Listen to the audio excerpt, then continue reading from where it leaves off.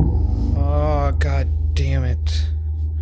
Why is everything so physical? What are you talking about?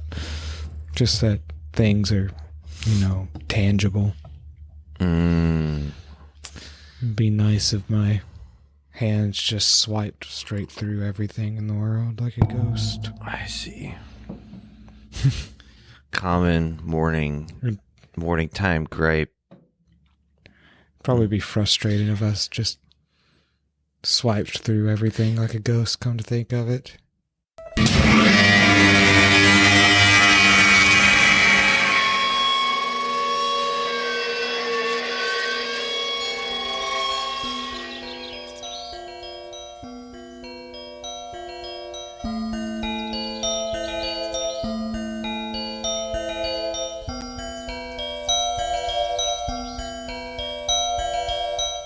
He walked out in the gray light and stood, and he saw for a brief moment the absolute truth of the world. The cold, relentless circling of the intestate earth. Darkness implacable. The blind dogs of the sun in their running. The crushing black vacuum of the universe. And somewhere 200 animals trembling like ground foxes in their cover. Borrowed time and borrowed world and borrowed eyes with which to sorrow it.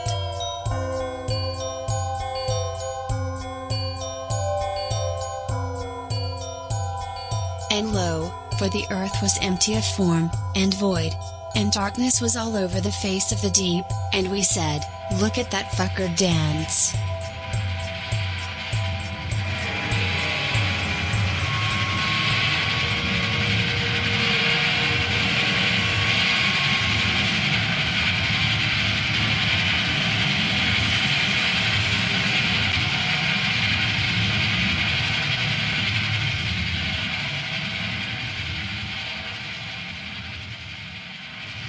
Welcome to Heat Death of the Universe. This is a podcast that has a book out, a best-selling book called Against Illogic, Irrationality, and Making More Money Than We Know What to Do With as Podcasters. I know what I would do with more money than I knew what to do with. So then you do know what to do.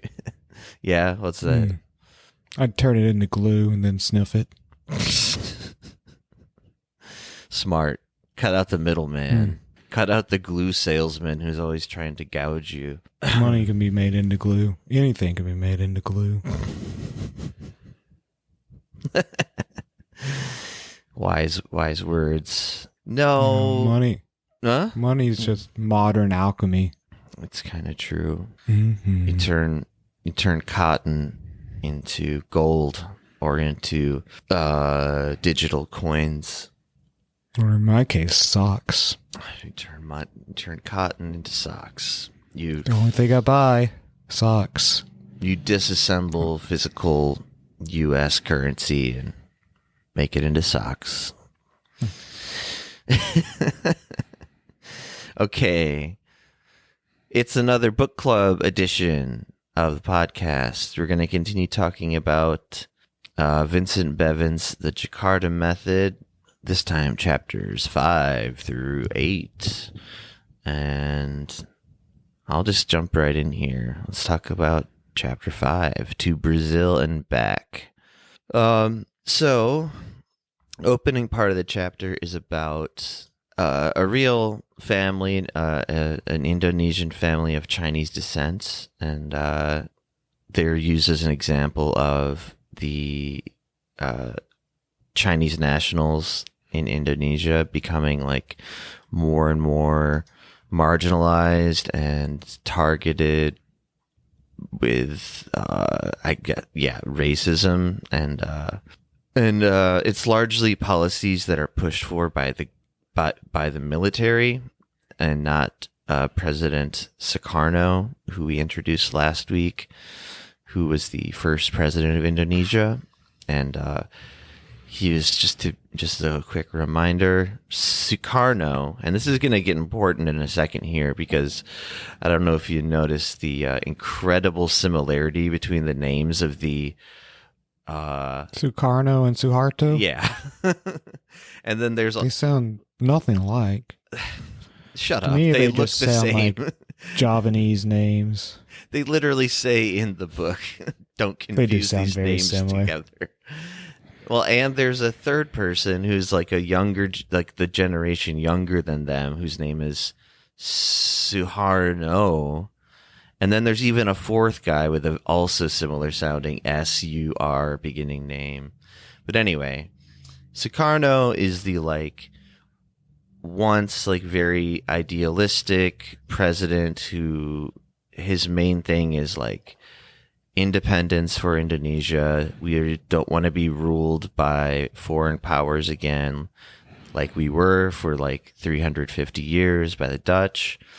And he has this kind of this triangle of ideologies that he wants to kind of apply, but he's also not really like a hardline communist either, even though one of those things is Marxism. But anyway, this is all to say, this is kind of there's an important split that's going to make a lot more sense as we go along here between the military that is supposed to essentially work for, be at the service of the government, the president, and aka the president, and they're seeing less eye to eye, and so these kind of basically awful like pogroms are being instigated by the military against the president's wishes. And so we meet this example of a family called the Tan family, and again of Chinese origin, and they, as things get worse and worse for Chinese nationals, they decide it's time to get the hell out of Indonesia, and they do. They take this is back in the time of traveling by airplane was for like the mega wealthy still, essentially, especially in the global south. But I digress. They take a long boat ride to Brazil. They move to, specifically, I want to say Sao Paulo. But that sounds right. They moved to Brazil, and I think one of the daughter in the family, Ingyok, she describes like how quickly she sees how different Brazil is from Indonesia. Like Indonesia even at that time, even though it is a global south third world country, like has more sort of like more of an integrated society, while in Brazil it's really clear like what the racial hierarchy is there. And she quickly realizes like she's somewhere pretty down on the totem pole of that whole thing. Basically, at the top are just white Brazilians, and they're the ones who seem to run the country. And then, I'll just read directly from the book here. In the streets around her were people with dark or black skin, mostly descended from slaves, and still obviously treated like second-class citizens. She was part of a third group, a community of more recent immigrants that was classed somewhere between the white and black people, allowed to ascend to the middle class, but always treated with a healthy dose of ridicule. Kids called her Yapa. Sao Paulo has a large Japanese community, and she was often confused with Brazilians of Japanese descent who were higher on the racial ladder than the blacks. And she knew there was a fourth race somewhere far away, although she had little contact with them, Brazil's indigenous people, who were discussed as though they were barely human. And then we get into kind of the history of Brazil, and basically how Brazil at one point imported like I want to say like twice as many. Here we go. Brazil imported 5 million humans from Africa, far more than the United States did, and equal to almost half of all slaves brought to the Americas. So this is kind of a thing that I feel like a lot of Americans like ourselves probably don't know. Just because I didn't know that until I read this in the book. Also, just because we just were not really taught about like the histories of other countries, and we're barely taught any truthful history about our own country either. I mean, the only history I know of another country is the history of Westeros. Yeah. Do you want to compare that to no, it's too different. 1900s Brazil? It's actually kind of similar, come to think of it. Nah. Just go ahead. But there's some really some really dark racial politics going on, just as there were in the U.S. and all around, like kind of everywhere in a way, to really largely generalize. But like, this is all important because eventually we're going to get to, like last week we talked about how the author of this book sees the coup of Brazil and the slaughter that happened in Indonesia, which the book is based around, being like the two most pivotal, maybe important events of the Cold War era. And obviously, you know, the historical context of Brazil matters if we're going to talk about the coup in the 1960s, which happened literally the year before the coup and the mass slaughter happened in Indonesia. I mean, just to really drive the point home of how awful slavery is, there's a detail in here about how, just as in the U.S., enslavement in Brazil was unimaginably cruel. In addition to the whip, stocks, and iron collars studded with spikes to prevent escape, slave owners affixed iron masks which prevented the slaves from committing suicide by shoving earth into their own mouths. It's terrible. That's hard to read, yeah. Then there was this kind of like bizarre, I guess you could call it like a kind of eugenics experiment done in Brazil, where they were just doing this like late 1900s science of the time, like racial science and eugenics, where they were like, oh, if you take a Japanese guy and a like white Brazilian person and have them mate, they'll create the most desirable. They're basically trying to like through social marginalization and through like quote unquote science, like reproductive science, eliminate dark-skinned people from Brazilian society. And they also described Japanese people as the most desirable of the Asian people for whatever reason. I think largely based on like skin color, to be honest, but it doesn't really go too deep into that. But then another important part of this chapter is about the intentona, the legend of the intentona. The intentona is basically this event that was just completely manufactured by anti-communist forces in Brazil, and I think almost certainly aided by U.S. Intelligence as well. And this becomes very important as well in relation to Indonesia, because this all becomes kind of part of this playbook. You know, we keep talking about this playbook, this method, this Jakarta method, you may call it, even though it seems kind of more like they pulled off similar parts of it, like the year prior, I guess, in Brazil. There's a lot of like years to hold in your mind here. So basically, this event supposedly happened in 1935. The completely fabricated event that basically communists tried to do this like demonic, like murdering people in their sleep type takeover. And it wasn't until like I think decades later that it was like truly proven to be like a complete farce, just made up as propaganda. Yeah, and it's the propaganda playbook of like. The story's important though, because this same story will be used more than once. Yeah, it's used in Indonesia as well, even more effectively, I would say, because some slight changes. But yes, I was going to interject something, but I know that maybe part of the reason the Brazils preferred the Japanese is because the Japanese had heavily been immigrating to Brazil since like the early 1900s, like 1905, 1906, to work in the coffee trade. So it probably had something to do with that. Brazil has like the second largest population of Japanese people under, Japan. So their countries were just kind of like integrated like probably 30 years before this. Oh, okay. I guess I didn't really know that. That seems kind of But weird. Look, I know nothing about world history except for Westeros. No, I believe you. Yeah, I mean, I think it's in the book. I just, I crammed 4 chapters into my head yesterday. I should maybe start reading like earlier in the week for next week, but fuck that. Well, yeah, kind of, because fuck reading. Because I figure if I read it close enough to when I have to talk about it, I'll remember it better. But anyway. I don't read it anymore. I just carve the letters into my skin with my knife. Yikes.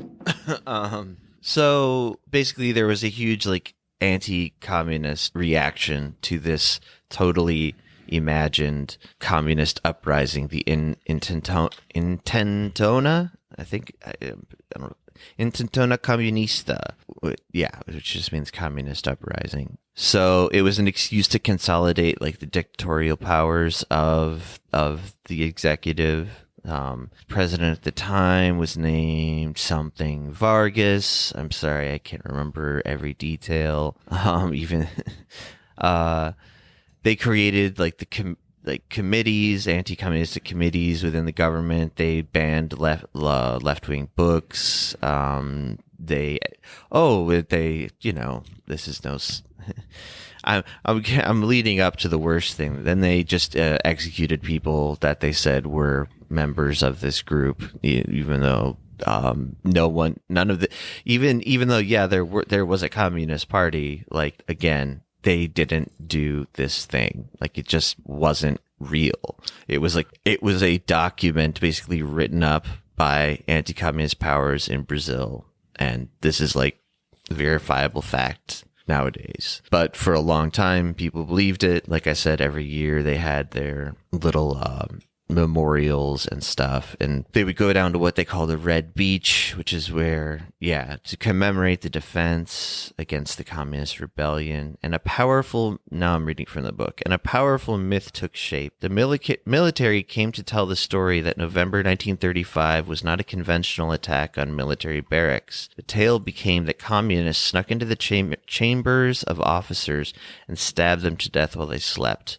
This parable of unique communist evil was disapproved many decades later by careful historical investigation. As historian Rodrigo Pato Samota affirms, citing autopsy reports, no one died from a stab wound that morning. After all, it would be curious to imagine professionals from the Brazilian armed forces, no matter what their political convictions, carrying out a military uprising using daggers! ! By the way. So this historian was getting excited when he talked about this. So this image of like sort of like knife wielding communists becomes almost like a trope within like anti-communist imagery. Like they're ready to like stab you while you sleep, basically.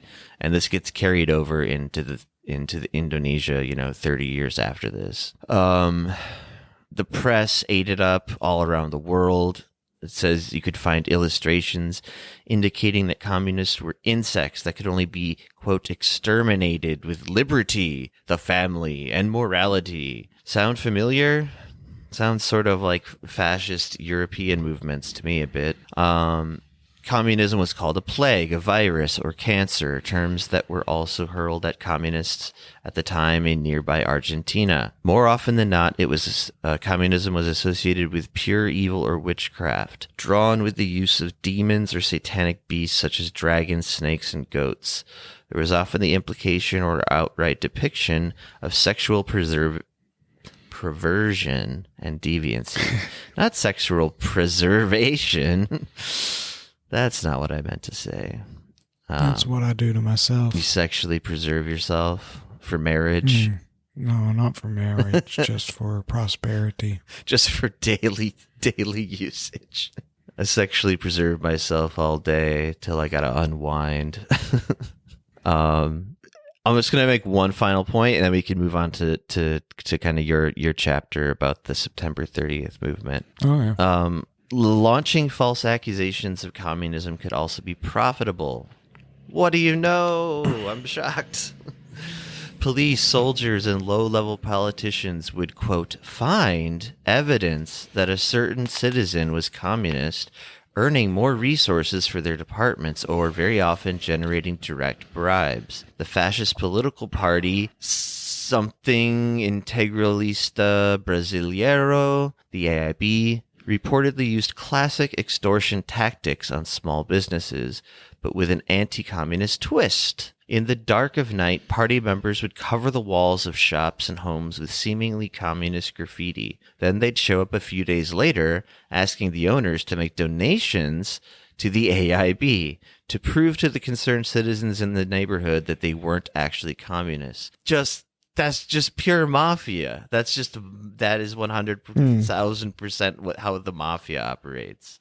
The CIA is the mafia. It'd be a shame if I had to spray a hammer and sickle on your window over here, eh? Sorry, I'm bad with voices. But yeah. What? Is this New York or something? Me too. So, I mean, in summary, like, there's a reason they also call it, like, a subsection of this chapter, big subsection, is called the China of the 1960s. So it was like the U.S. and the U.K. and like the typical Western powers of the time. They started to get worried because the Communist Party was like gaining some momentum and like mass popularity, as it often does in third world countries when a political movement is all about like economic liberation or land reform movements. Guess who's most interested in that shit? Not usually the wealthy industrial class.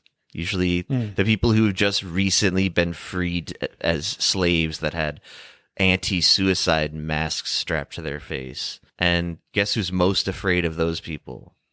The fucking rich people who would totally have it coming to them if there suddenly was a mass uprising mobilized by a common political project like, say, a socialist or communistic, or even just an anti-imperialist one that wasn't even necessarily based on communism. But, I mean, I should mention 1964... Brazil is just completely overthrown by a fascist dictatorship that lasts. Who sponsored that? The CIA, the State Department, generally. The good guys. Yeah, and like the part of the playbook is like, I mean, I guess we could summarize it all by saying like the sec def state, whatever, like the security and defense state, and then you just like, it's kind of implicit that the CIA is also in the mix, and in fact leading the way on a lot of this stuff, because a lot of it is just intelligence operations and propaganda and things like that. They work really closely with the military. They try to maintain like friendly enough relations with the person they plan to depose, for example Sukarno in Indonesia, but they pay way more deep attention to maintaining good relations with the military, and like they kind of become a wedge between the two things. And because, well, what do you need to form the best coup possible? You need the majority of the military of the country on your side, because again, this is neocolonialism. The U.S. didn't have to send in a single soldier to do any of this stuff. They convinced the own country's government to do it, and then put a strongman in. Then we make our way across the globe back to Indonesia. So this chapter's the September 30th movement, and it opens up talking about Francisca, who honestly I didn't feel was an incredibly important character, but I think it was more to give you like someone to see the events through as they were ongoing. But she had moved to the city to work, but then it turned out that she was kind of a prodigy in languages, and she ended up teaching a lot of embassy workers how to speak English and Indonesian and other things. Leading up to the events of September 30th, Sukarno. Oh, God damn it, See, Jason, I told talk. you, man, it's hard. It's no, I know his name. I just can't fucking speak. But you have to like really make a point to pronounce it, otherwise. Sukarno was the current president of Indonesia, and as you had said earlier, he was like this idealistic president, and he was always like working on ways to like, I guess, increase unity in the country, because he did believe in like Indonesia independence, but I don't think he wanted to force any like ideal on the country, or that's how I kind of read into him. Like he was always talking about the unity of Marxism, Islam, nationalism, and he would try to repackage it into like trademark acronyms like Nazicom, for example. Yeah, he liked to make funny or I don't know if they're supposed to be funny. They look kind of funny to me. I mean, I think they were Acronyms. just like political kind of catchphrases for them. But yeah, those are allowed to be funny. Well, yes, I'm just right when you said that. I was looking at one where when they host those like Asian games or whatever, and it's just like Yeah, well, Ganifo or Yeah. Games of the New Emerging Forces. Anyway, sorry. yeah. So the actual three political forces in Indonesia at this time are the PKI, Sukarno, and the military. And I guess, at least in Sukarno's head, he is the person like unifying the military, which is a bit more right wing, and the PKI, which is obviously more left wing, and like the second biggest communist party in the world at this time. Third, other than- but yeah. third. I thought it was second. I thought it was bigger than China even. No, everything I don't know, man. I just Oh, maybe I misread. I don't know. I was mean, thinking it was second. China's pretty It doesn't big. matter. Yeah, but I thought that a lot of the Cultural Revolution, man, whatever.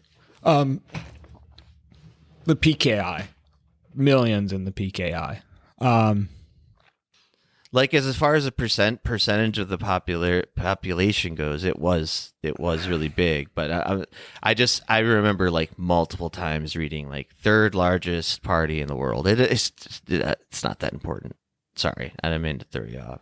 So we have these three political forces, and they're kind of working in unity with Sukarno, because there's not like a big like anti-communism sentiment in Indonesian society, at least not yet. And maybe there wouldn't have been had Sukarno played his hand a bit differently. So, as you were talking about earlier, there's like the Games of the New Emerging Forces, or what was the acronym for those? I don't know, Gonfoino or something. I lost it already. Guano. Somehow I didn't. Guano? No. But I didn't put the acronym in here. Gonifo. Ganafo. And so this was like an Olympic Games for the Third World, and its slogan was "Onward, no retreat." And the games like came about because of a fight that broke out when Indonesia excluded Taiwan, which was at the time the Republic of China, and Israel from the 1962 Asian Games.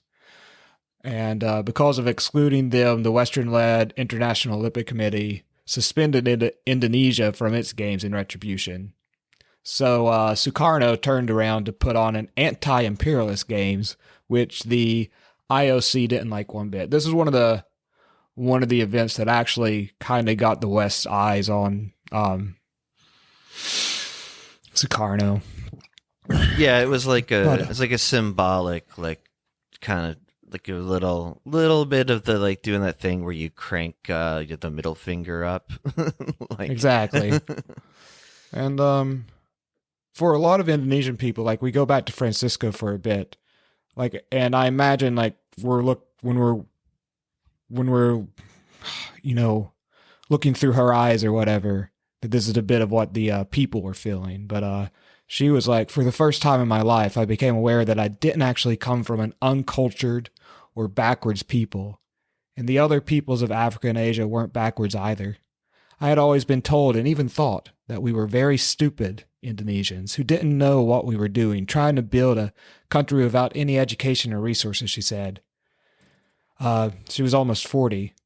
We played our own sports, put on our own dances. This was really an awakening for us. It felt like this was what the West had been trying so hard to keep down for centuries, and it was finally revealed.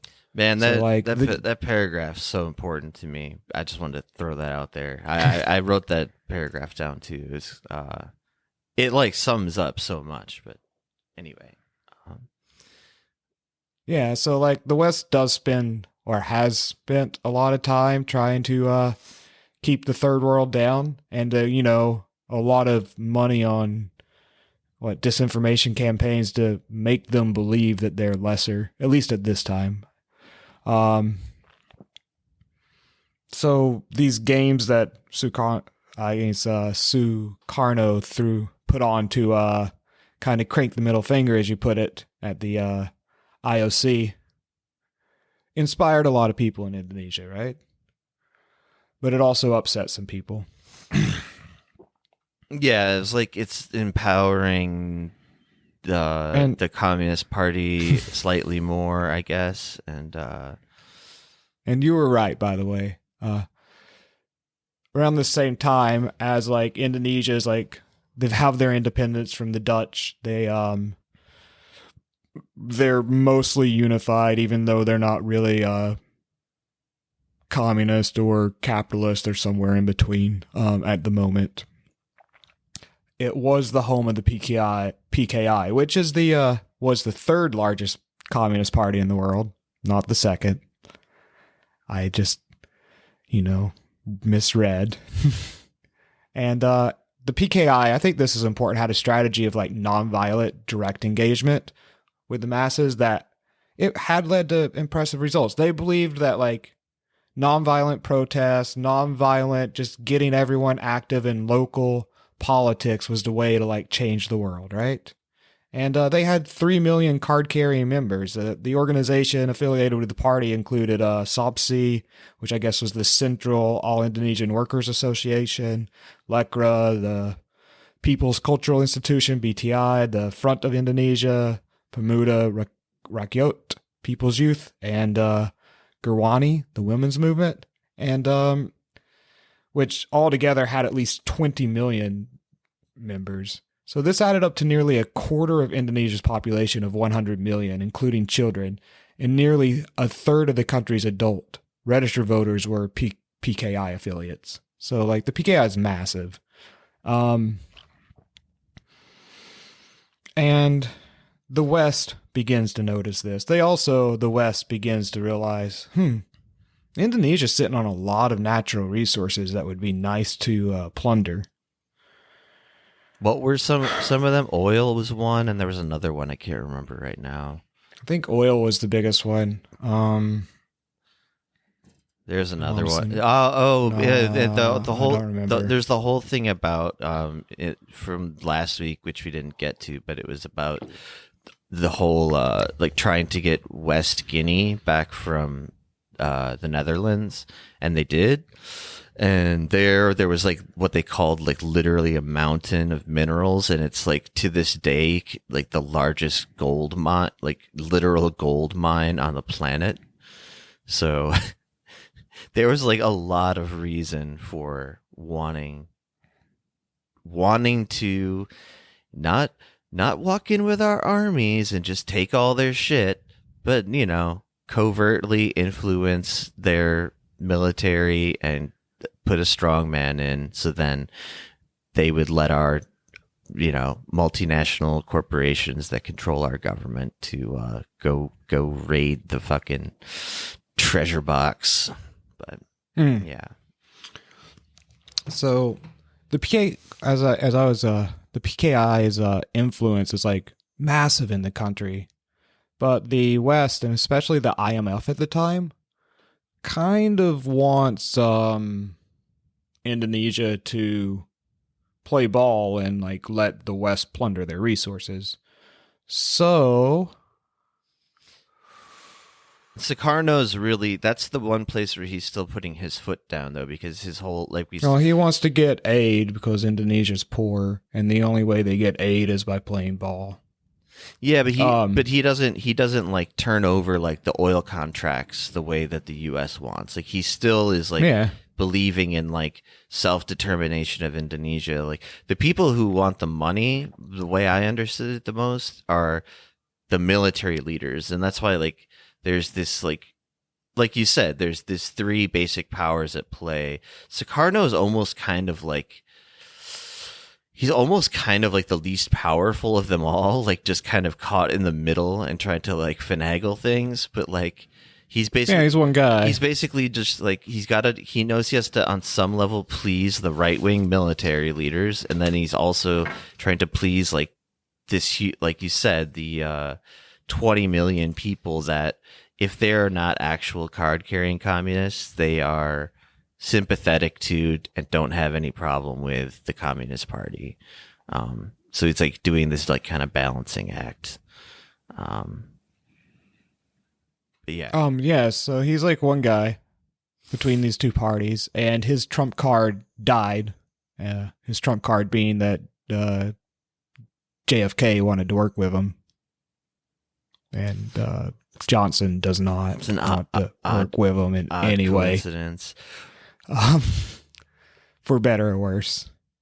I mean, I'm going to get back to more of the power stuff, but I know that Sukarno went as far as to speculate that JFK was killed in order to stop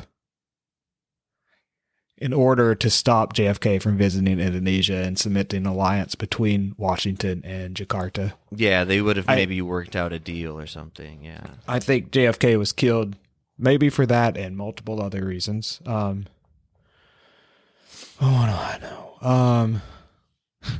I just wanted to toss in that like the thing about Johnson. I remember it was described kind of like it wasn't that he was like actively like, oh, fuck all these people. It was more like he just didn't know.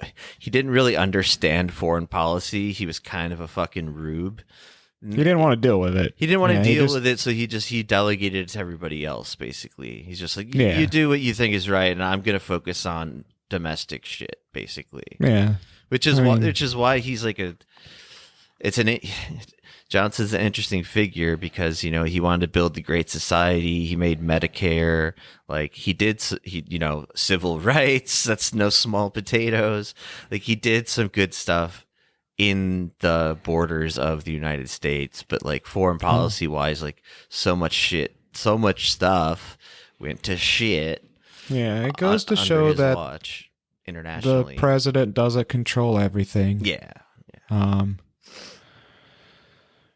mean, if he had known more, like the thing was, I think it made me finally realize, I was like, oh, that's why there's a long section early on in the book about JFK traveling all around the world, because it shows that he has this like sense of internationalism and like, even though he's also like, you know, he would have probably suppressed communist movements as well. I mean, he was doing that in Vietnam, but like he would have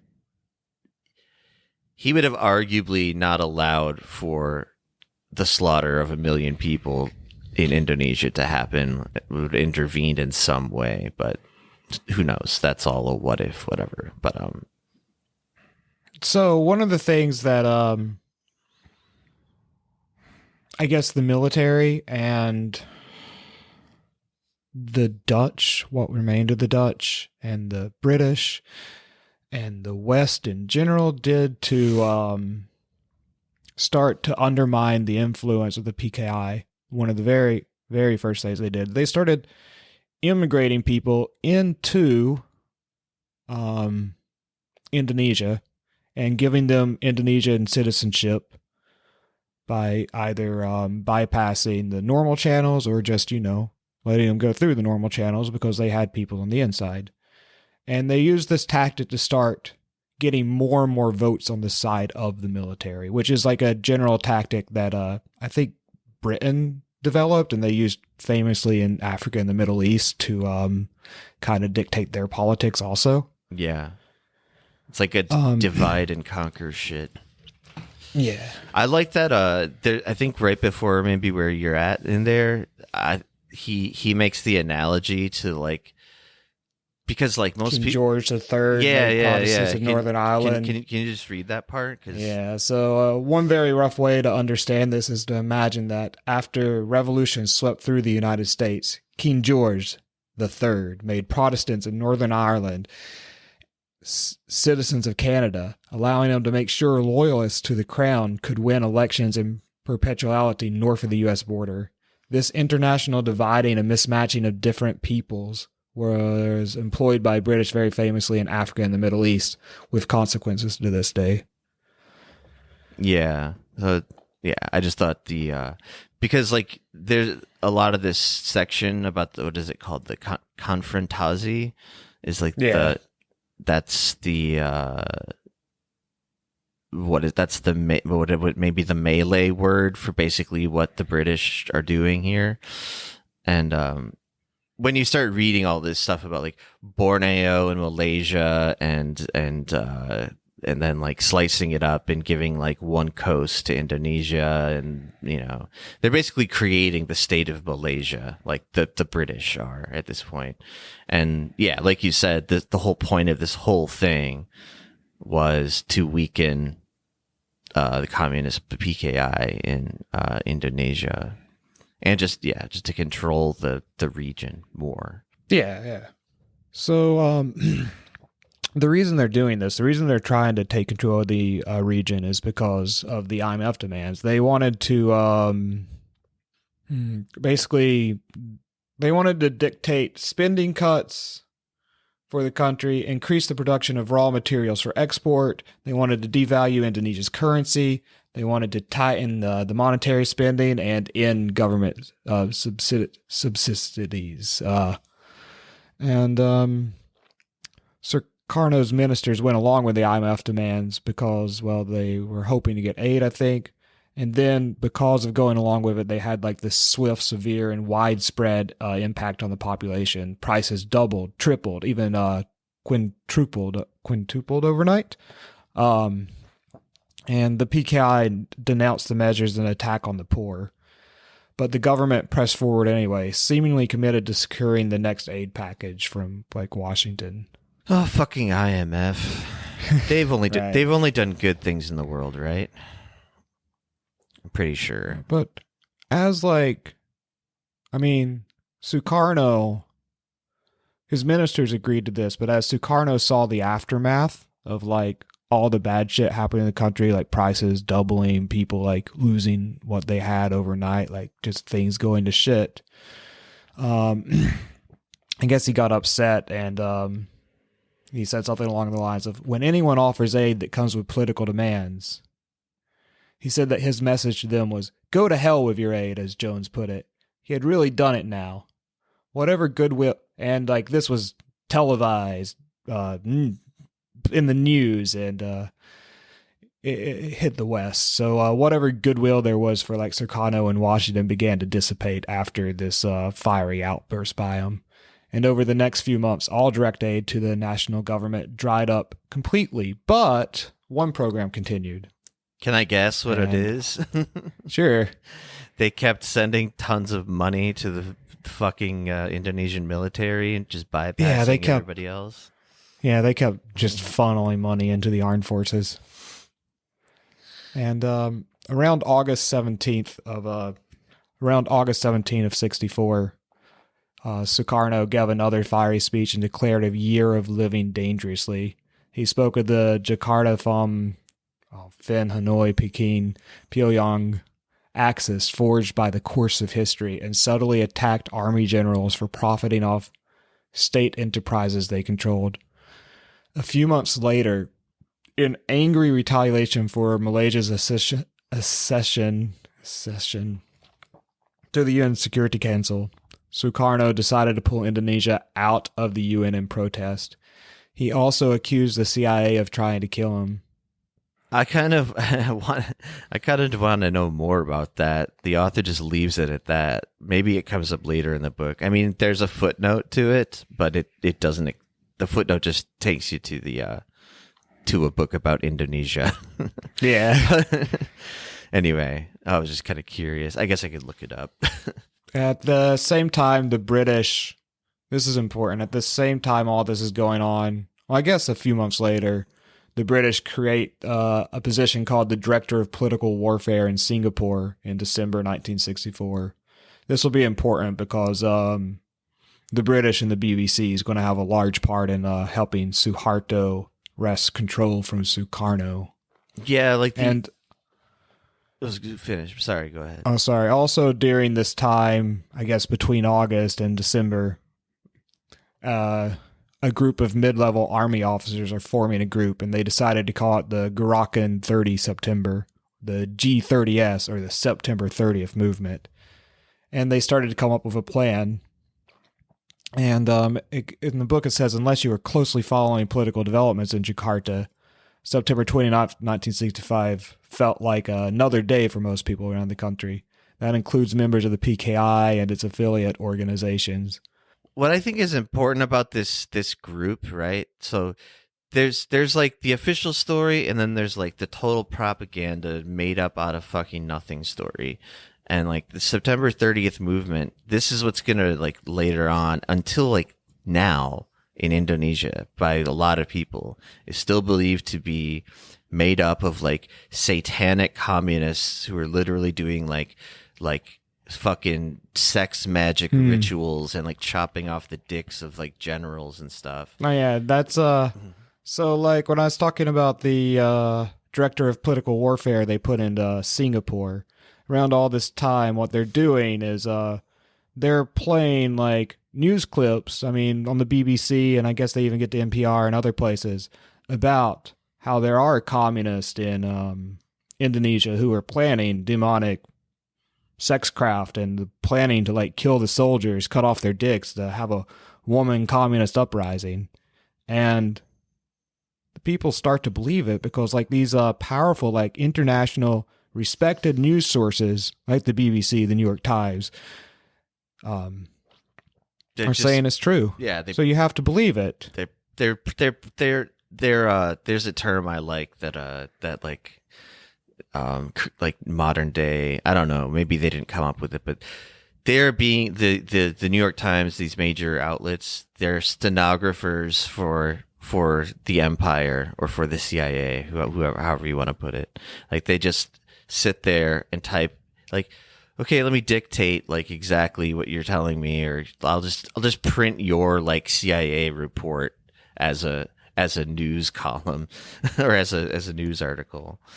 Like, yeah, there was some part of that I remember seeing earlier too, where they're talking about Sukarno in the New York Times, and they basically say something like, well, we'll see how well he cooperates with all this shit. And it's like, why should he? He's in like his own independent country. And like, anyway, that was like way earlier. I just remember noticing it, and it was just talking about like Sukarno should do what the IMF says, should do what the U.S. oil interests say, and but he's being stubborn. He's being really stubborn about it. What an asshole! Why can't this guy just do what we want? Like that's like the real tone of what they're. That's saying. The problem. Yeah, it's crazy too because the PKI are nonviolent. They're just nonviolent people who want some like social like justice. They're not. So. They're not even just nonviolent. They're unarmed people. Like they don't have. Yeah, they don't have guns and shit. They don't believe in it. I don't believe in it. I mean, I bet other people do. I mean, I think eventually they have to kind of start believing it, but we're like right on the edge there. Yeah, anyway, we're on the eve of it. So September 30th arrives, right? And this is when I guess Gerakan and the G30S movement really begins, and the military starts to round up the PKI members, and just like they start to like round them up, kill them, capture them, etc. And Sukarno, I think, I might mess this up. He's under the impression that his generals are like trying to stop a right-wing uprising, but really what is happening is Suharto is creating a right-wing uprising. And I think, like it says in the book, for reasons we still don't fully understand, all 6 of the captured generals were dead by the time he arrived. Their bodies at the bottom of an abandoned well near the Helm Air Force Base. And we don't know if President Sukarno or even the members of the September 30th movement designated to meet him knew this at the time. So like I think the generals who were supposed to be like the ones helping to quell the right-wing movement were found dead like before the movement like really started, right? And there's a lot of misinformation going on, and by the time like I think that Sukarno and the people in power who might have been able to like stop it had any clue what was really happening, it was already too far out of control, and Suharto and the military had just like taken over everything, right? Like yeah, basically. I mean, this whole thing does unfold really fast too. By the way, It's one day, yeah. Well- after the events of sorry. well, it's not just. I mean, it's not all one. I mean, day. like, but Suharto doesn't take control of the government for until the next year, 66. But we're gonna actually. Sorry, that's in the other chapter anyway. So, sorry, I'm confusing chapters together. So after the events of October 1st, General Suharto seized control of the country and told a set of deliberate, carefully prepared lies. These lies became official dogma in one of the world's largest countries for decades. And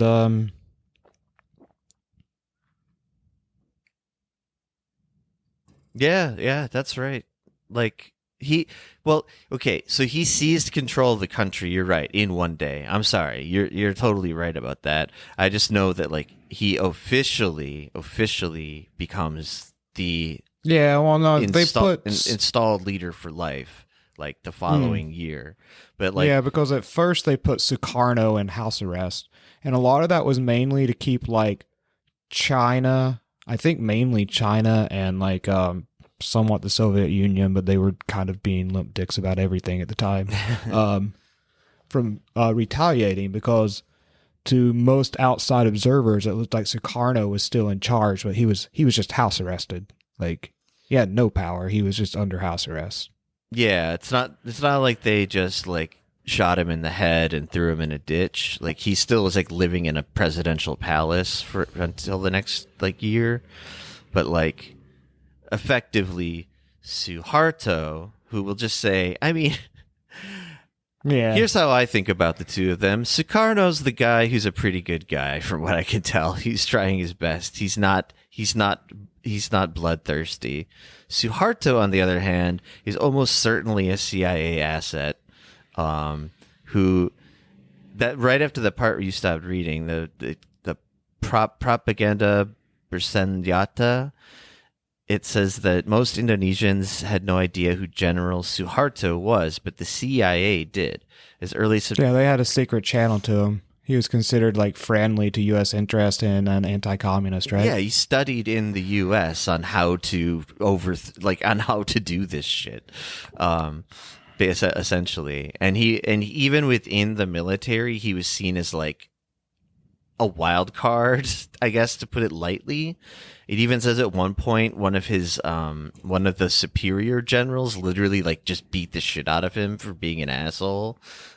Basically, I mean, I'm summing it up pretty crudely, but that's basically what it was. My point is people didn't like Suharto. Sure. Even the right wing military people that did what he eventually would be his worshipful soldiers even didn't like this guy. So the point is no one liked him. So why was he the one who's in power?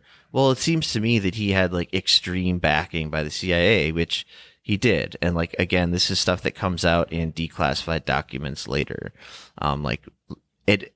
It already seemed obvious enough, but then, there's actual documented proof of this stuff that comes up later. Anyway. So after the events of September 1st, Sukarno, he takes control of all mass communications. He accuses the PKI of shocking crimes. He uses deliberate and incendiary falsehoods to whip up hatred against the left across the country. He puts Sukarno on house arrest. Sukarno tried to quell the uprising, and he got another general, Pronto. He's Pronto, meet me here. You're going to take command of the armed forces. And Pronto just refused. He refused Sukarno and worked for Suharto, right? So Sukarno basically loses his grip on the country, and the type of lies they're spreading is Suharto said, members of the Gurwani, the women's movement, danced naked while the women mutilated and tortured the generals, cutting off their genitals and gouging out their eyes before murdering them.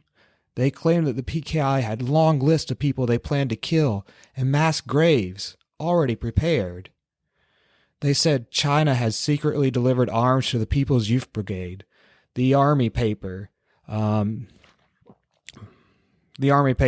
Angkatan Bersenjata, printed photos of dead generals' bodies, reporting they had been cruelly and viciously slaughtered in acts of torture that were an affront of humanity. And I guess something that's like important about this, these stories they're spreading, the story of a demonic communist plot to take over the country by mutilating good, God-fearing military men in the dark of night. It became something like part of the national religion under the Suharto dictatorship, but also it got the men worked up. It got them thinking, damn, if we let these communists take control, they're going to mutilate us. They're going to chop our dicks off. Yeah, it like played into like these deep psychological, primitive Freudian fears of men, of like empowered, like satanic driven women and who are sex crazed and want to just fucking chop your dicks off. Yeah. And also it's, we were saying this earlier, maybe during your chapter, but this story has striking similarities to the Intentona Comunista. And this happens just a year after the coup in Latin America, and the legends are so similar. But General Suharto tells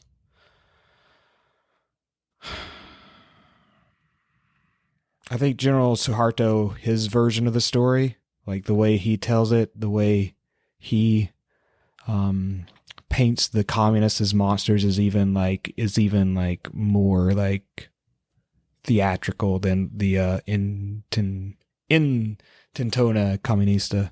Yeah, right? like you said, they air a film like on an annual basis, a 3-hour movie that like gruesomely shows like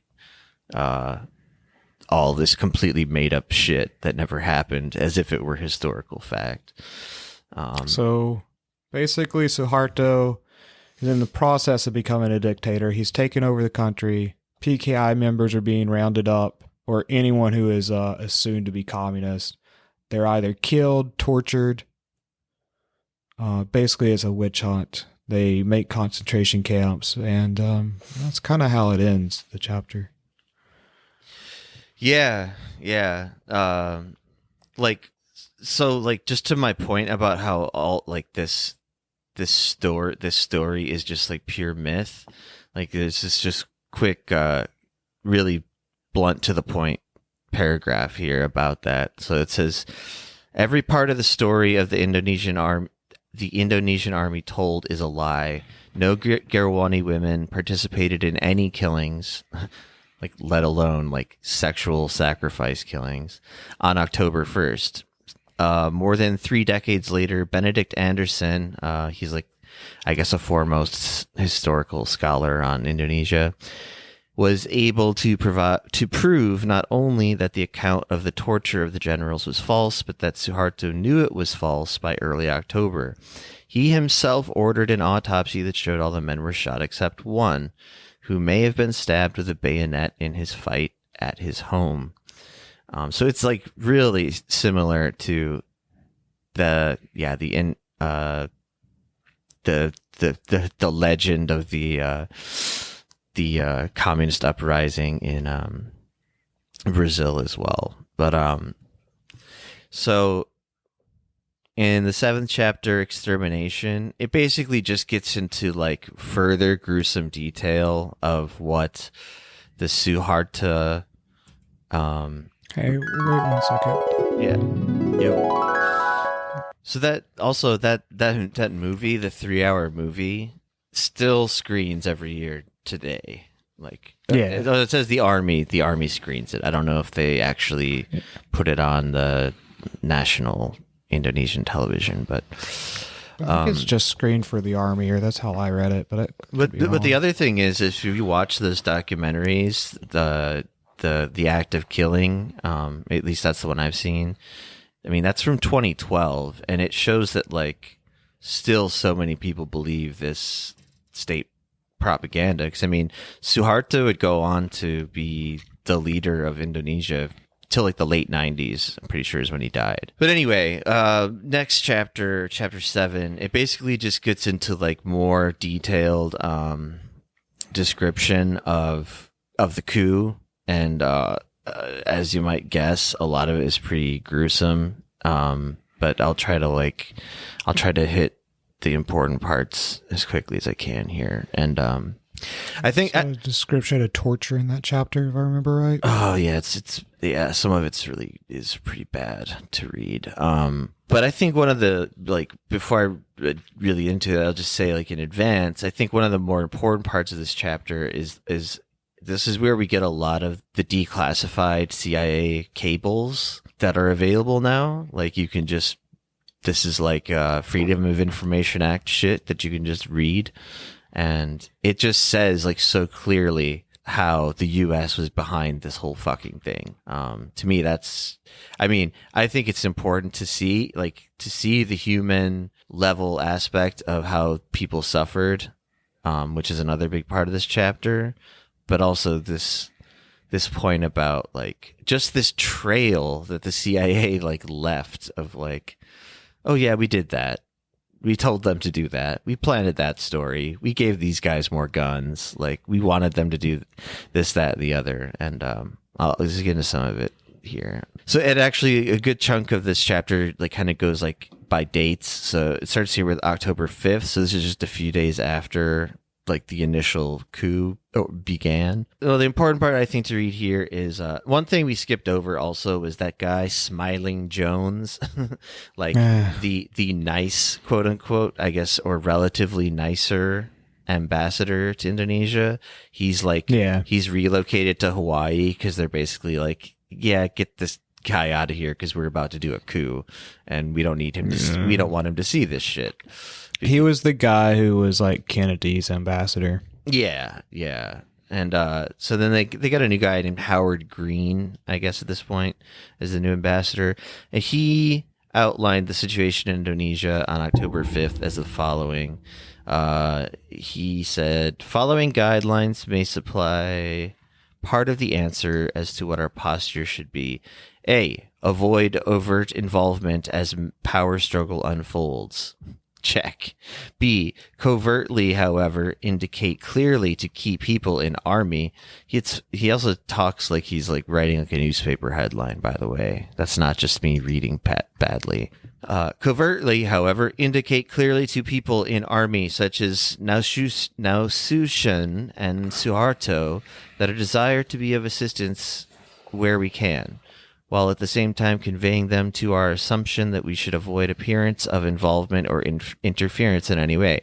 So B, he's just again saying, and also don't let it look obvious that we're doing this. C, maintain and if possible extend our contact with military. D, avoid moves that might be interpreted as note of non-confidence in army. This guy's really redundant. This is why I sometimes think these people in powerful positions are kind of like brain-injured idiots. There's also a lot of spelling mistakes, but whatever. E, spread the story of the PKI's guilt, treachery, and brutality. This priority effort is perhaps most needed immediate assistance we can give army, if we can find way to do it without identifying it solely or largely as U.S. effort. I mean, it seems really clear-cut to me what he's conveying there. He's like, we got to make it look like our fingerprints are not all over this thing, but we got to put our fingerprints all the fuck over this thing. That's how I interpret that whole transmission. That this is a very extreme side point, but I kind of miss the day when you call things cables. We should start calling messages cables again. But anyway, and then he says this is on October 5th, the army now has the opportunity to move against Communist Party. If it moves quickly, it's now or never. So, like, again, this shows kind of like how swiftly this whole thing actually happens. This whole takeover of the government.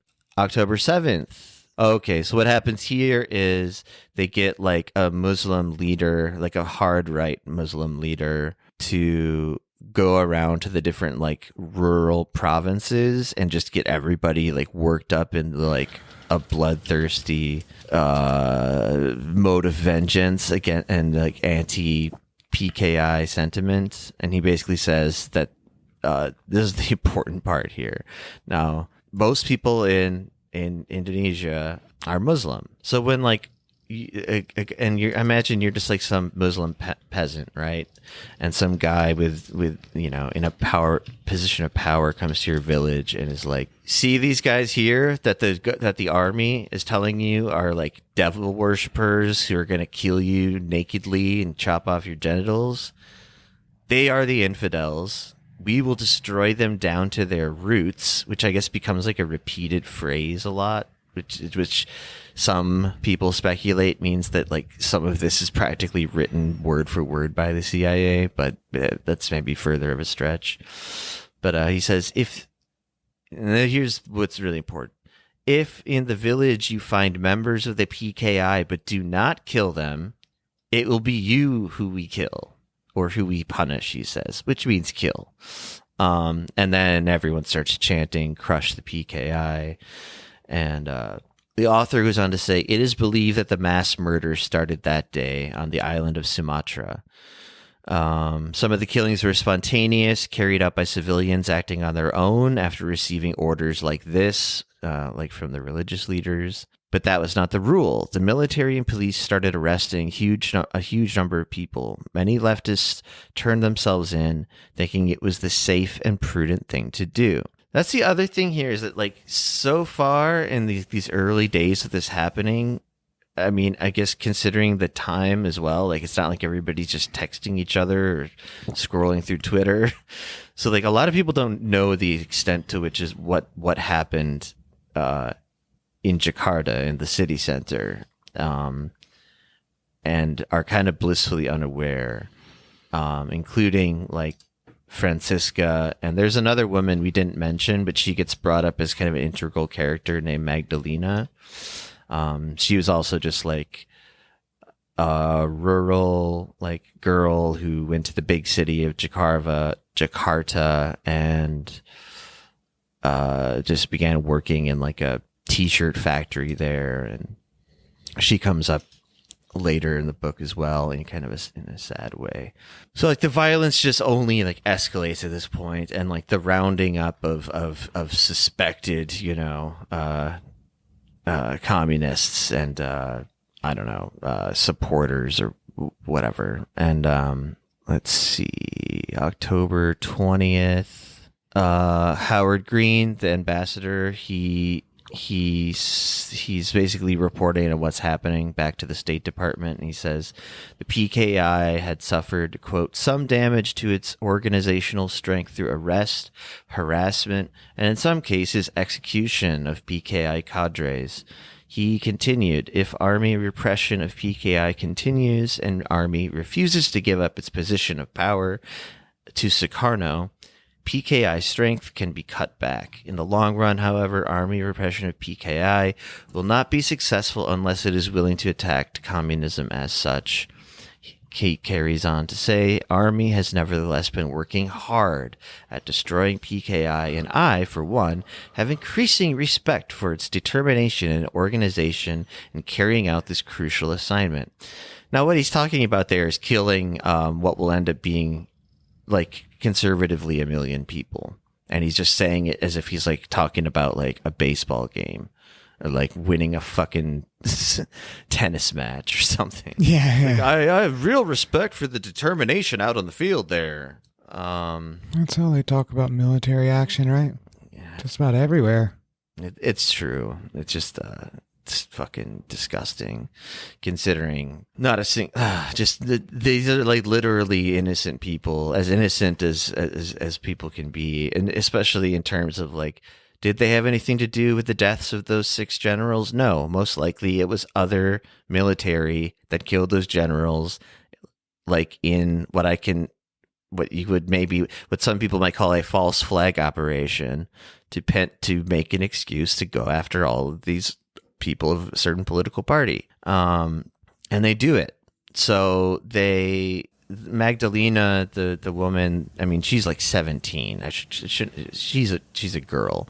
The girl she leaves Jakarta to go visit her sick grandmother. Her sick grandmother dies on the way there. So that's already sad. But then like as soon as she arrives to like have this like grieving process with her family, the military just like knocks on her door, grabs her and says they know she's a member of the Gurwani, which is the women's movement. And she wasn't, even if she was, so what? But she wasn't even.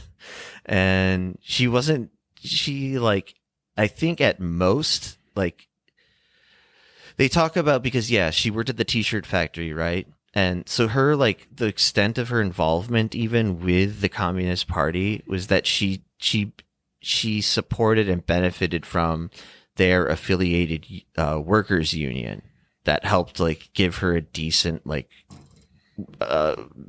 way of life, like, you know, basic necessities and whatnot.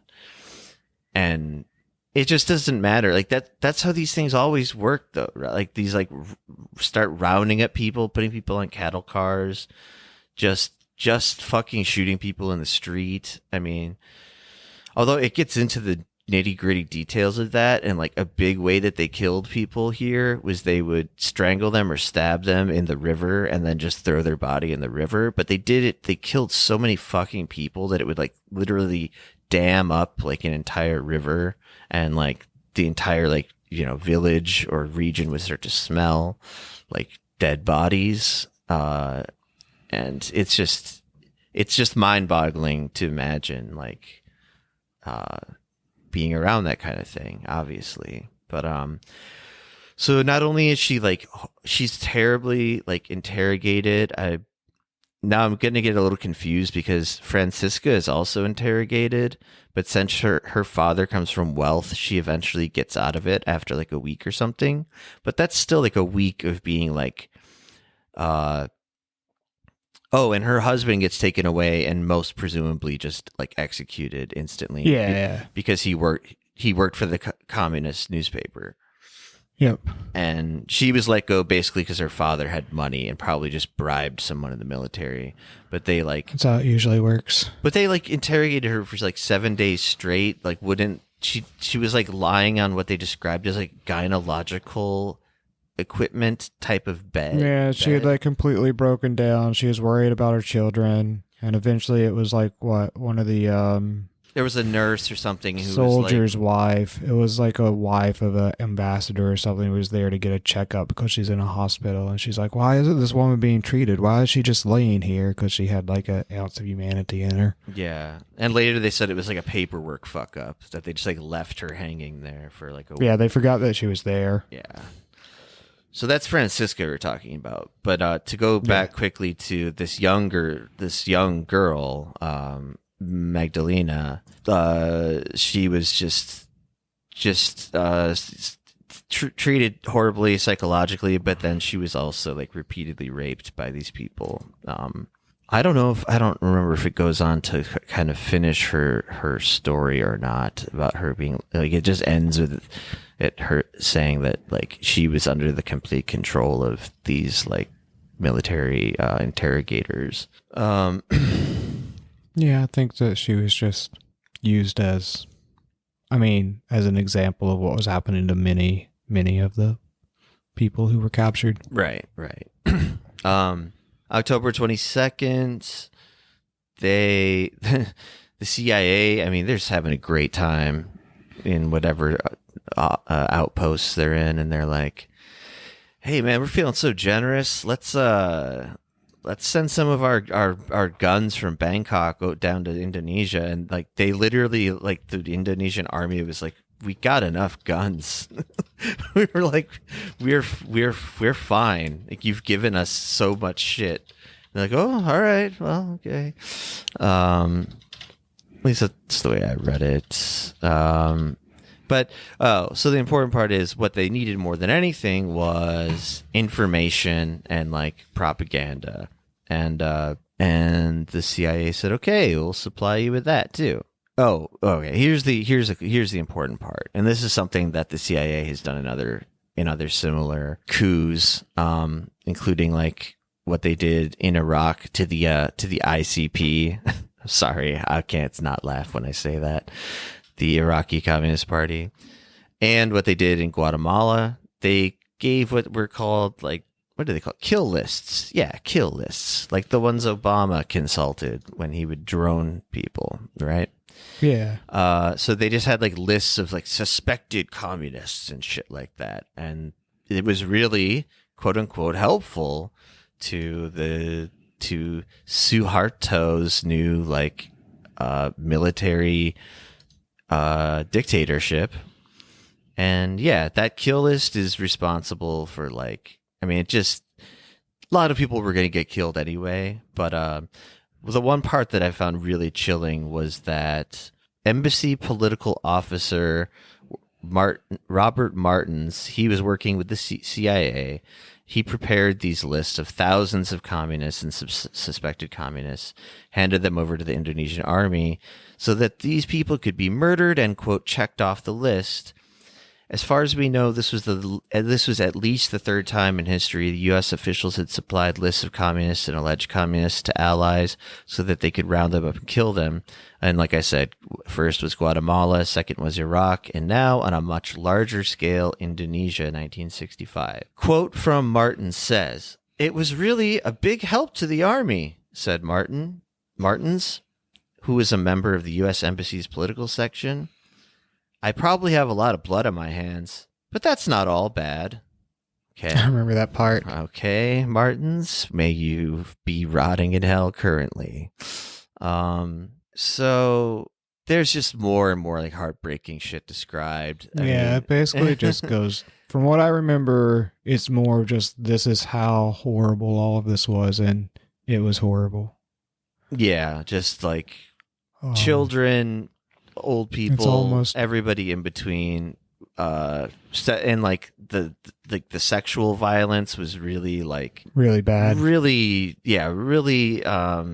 methodical and intentional. I mean, there's a part that describes like just genital mutilate, like cutting off breast, and, like, a lot of rape, and then also just doing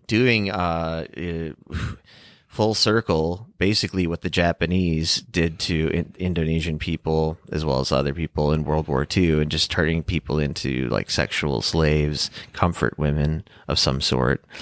But the way that the international media reported on this was also really disgusting, which we're already kind of touched on, but like it basically gets into this really like this racist notion of like how easy it was for Americans to believe that, like, well, of course those savages are doing that shit to each other over there. Like, of course they are. The New York Times had a headline in April '66, and there were many like this, entitled "When a Nation Runs Amok." As the writer described it, the killings occurred in violent Asia where life is cheap.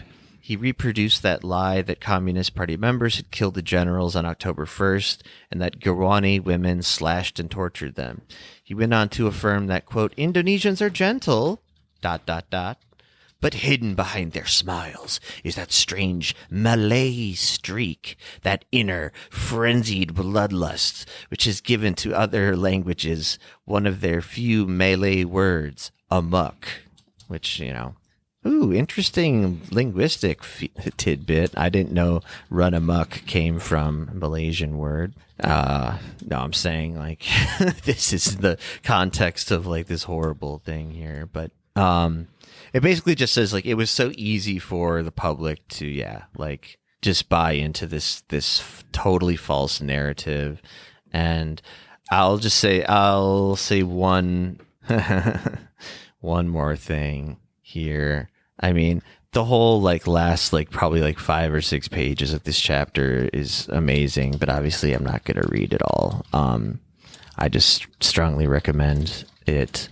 So also, it wasn't just people being slaughtered. Like 1 million people were also put into concentration camps on top of the at least 1 million people that were slaughtered.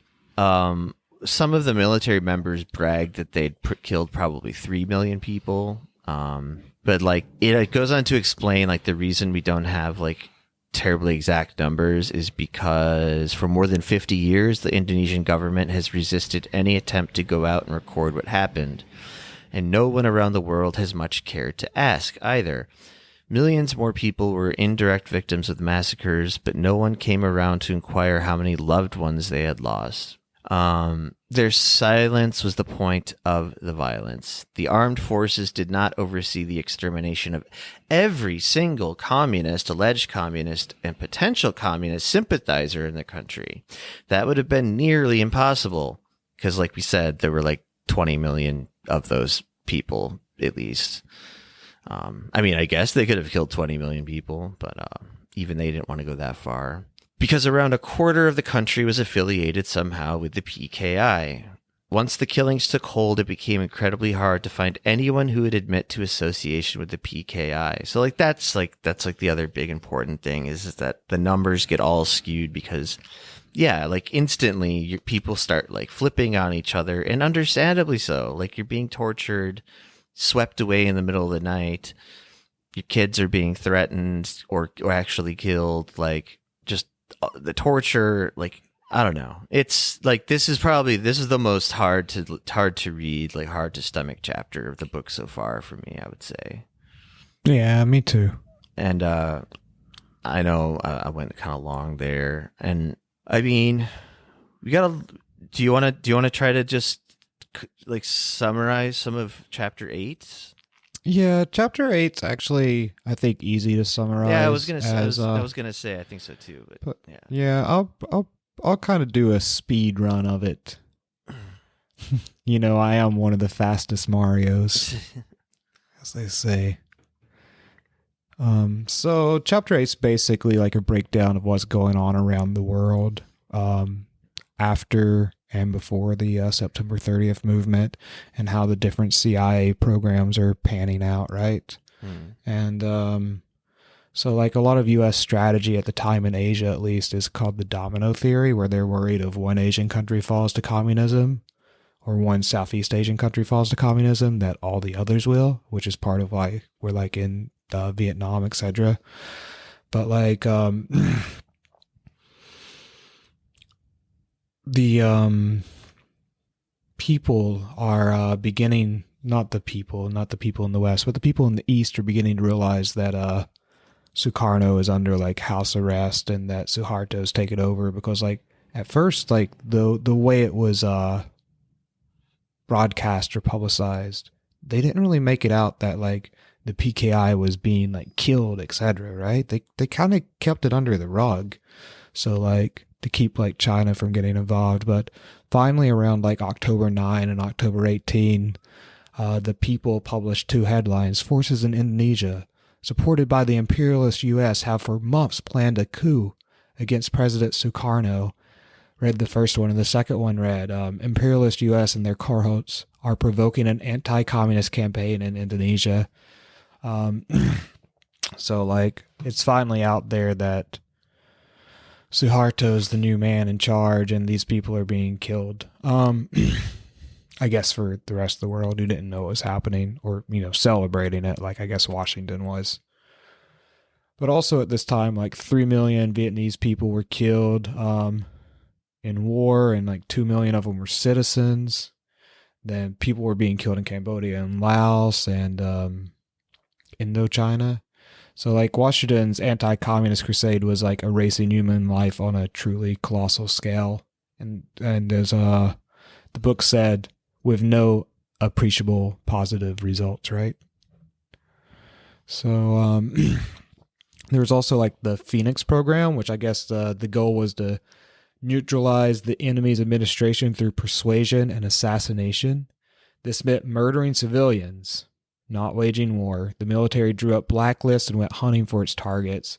Operation Phoenix killed tens of thousands of bureaucrats and unarmed people.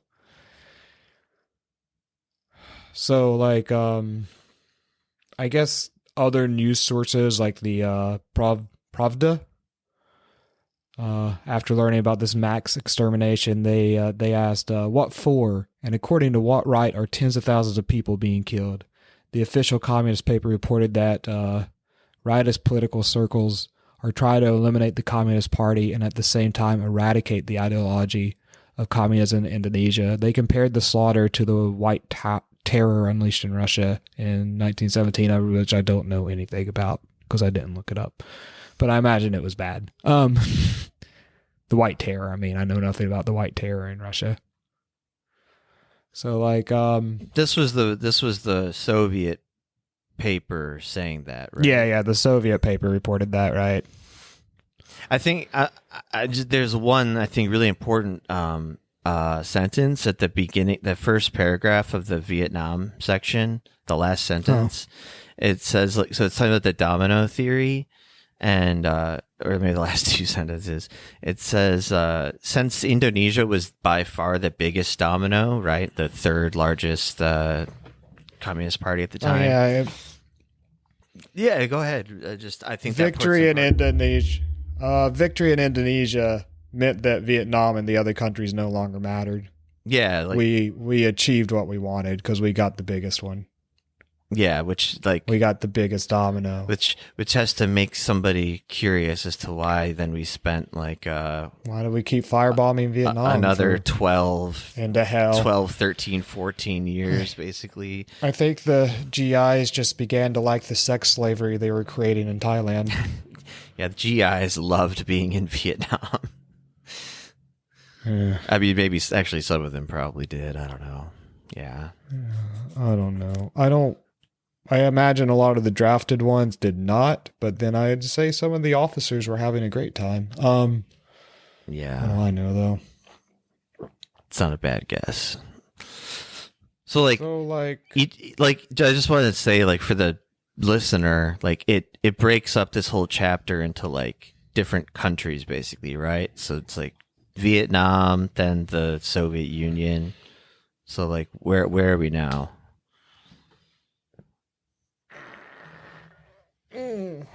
I'm not sure. Well, I think you were in the Soviet Union last.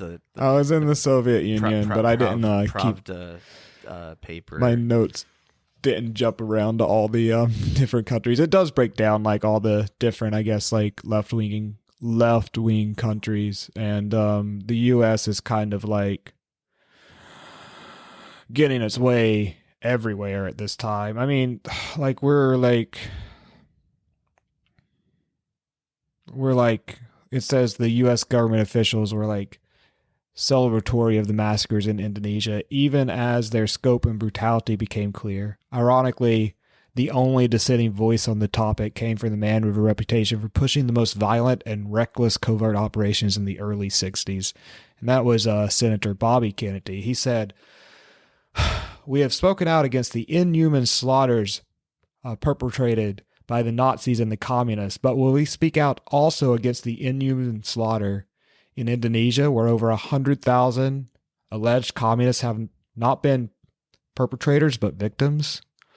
Over 100,000. I think it's like over 1 million. I was going to say that number is a bit off, but what did he know then? I think the book even says too that like he probably didn't even realize that the CIA was the real involved. Extent of it. Yeah.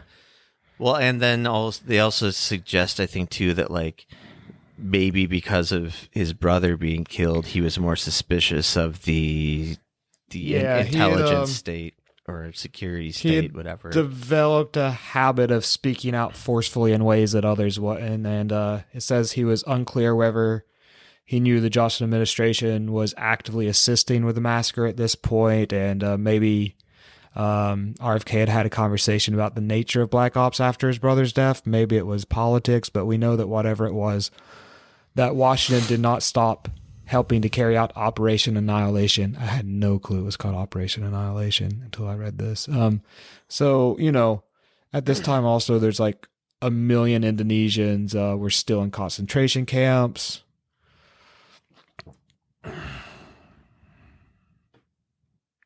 And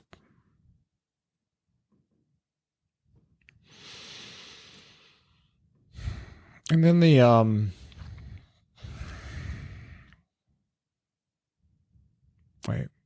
then the chapter like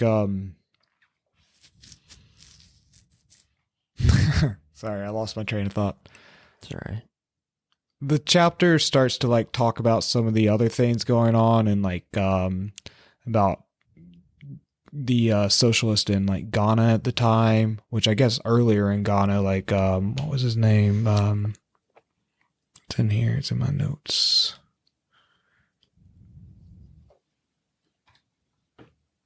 Oh no.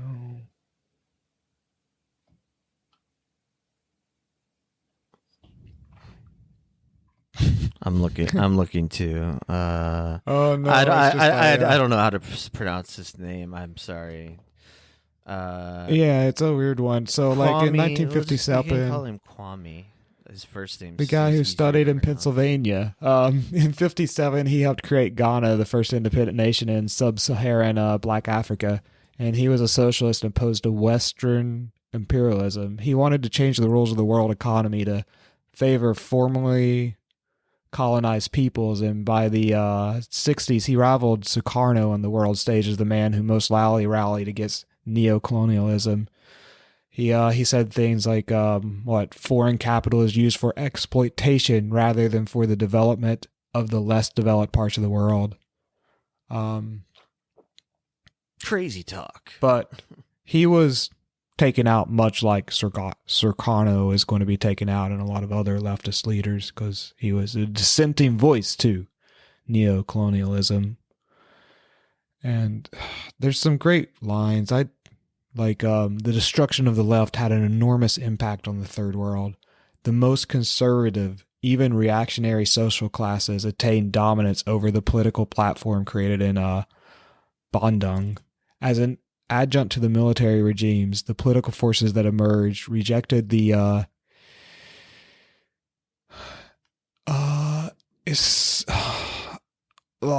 anti-colonial nationalism of the left and the liberals for a cruel cultural naturalism that emphasized racialism, religion, and hierarchy. They even I guess even Bertrand Russell had things to say about it, and Bertrand Russell was like, I fear that the horror of the killings in Indonesia was only possible because in the West we are so saturated with racism that the death of Asians, even in the hundreds of thousands, don't impress us. Blacks in North America know it well. And knowing the same thing, the people of the world should take the path of open struggle. Yeah.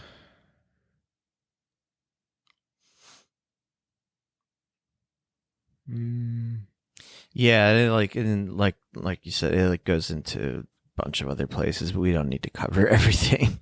Yeah, and the chapter ends on Lolo, who I guess is the stepfather of Obama. Dreams of my father. And so he lived in Indonesia during the coup and the massacre, and he was kind of it's almost like a stereotype in movies and TV now, where you ask the kid asks the granddad about the war, and he's like, I don't talk about that. He just he didn't want to talk about it. But what was his awesome advice to Barry at the end of the chapter? So his advice to Barry is men take advantage of weaknesses in other men. They're just like countries in that way. The strong man takes the weak man's land. He makes the weak man work in his fields. If the weak man's woman is pretty, the strong man will take her too. True. His advice was to be a Chad, and I guess Obama became a Chad, for better or worse. Yeah, I mean, he's like little Barry. Which would you rather be? He saw all that shit, and he's like, yeah, I guess neocolonialism's the way.